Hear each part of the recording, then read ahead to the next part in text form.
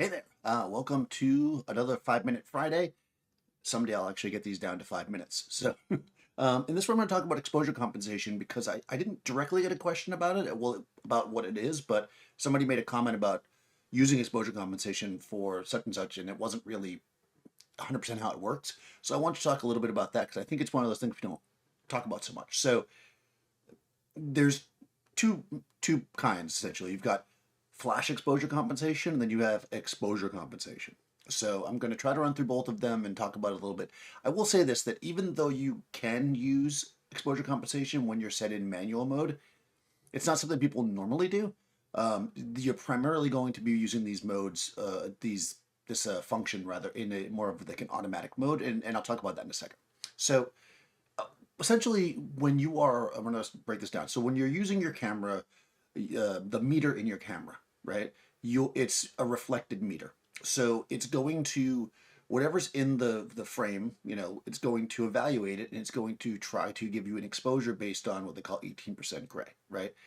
This is why if you have a white wall and you put the camera and point it at the camera and you point the camera at the white wall and you make a photo on, let's say, automatic setting, it will be gray, right? And vice versa. If you photograph a black wall, it will lighten up to gray or be close to it, anyways, in most cases.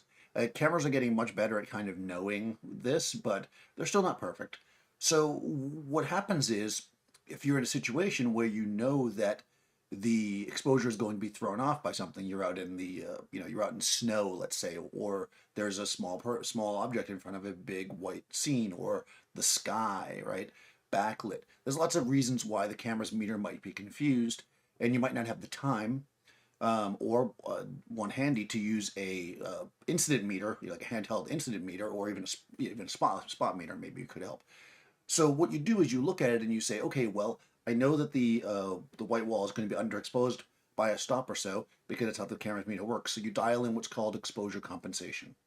What exposure compensation does is the meter works its normal way, but then it brightens or darkens the image, basically, the exposure for the image, based on the what you've told it, right? So you can use it a number of different ways if you just know, if you get used to it. It used to be that especially in the film days, you couldn't look, right? So you got used to it, like, oh, there's a window coming through behind somebody, the meter's going to get thrown off. I'm going to open up, a little bit, give myself a little exposure compensation, that kind of stuff, right?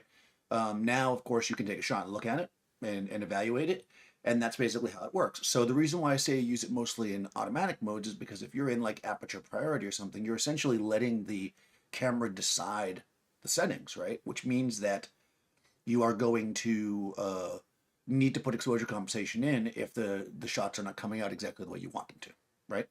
So if you are talking about manual mode, what will happen in most cameras is if you dial in exposure compensation, the meter on the side will still work exactly the same, but it will just factor in the compensation. So when you're pointing it at the white wall, it will actually give you the exposure to make it white if you dialed in enough exposure compensation in manual. But again, it's not something that people generally use in manual very much.